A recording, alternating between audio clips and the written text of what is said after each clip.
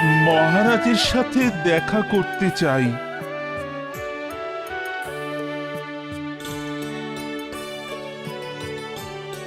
মহারাজের জয় হোক। মহারাজ, প্রাসাদের বাইরে এক সন্ন্যাসী দাঁড়িয়ে আমাকে বললেন যে আপনাকে তার প্রয়োজন। আমার আমার কাউকে প্রয়োজন নেই, শুধু শুধু সোনার প্রয়োজন। সোনা সোনা সোনা। আমি স্বপ্নাদেশ পেয়েছি, আর তাই প্রাতেই আপনার কাছে এলাম আপনাকে একটা বর দেবার জন্য। কি সে বর? এখন থেকে নিজেকে ছাড়া যা কিছু ছোঁবেন সব সব সোনা হয়ে যাবে। না না না, এ অসম্ভব, অবিশ্বাস্য। প্রমাণ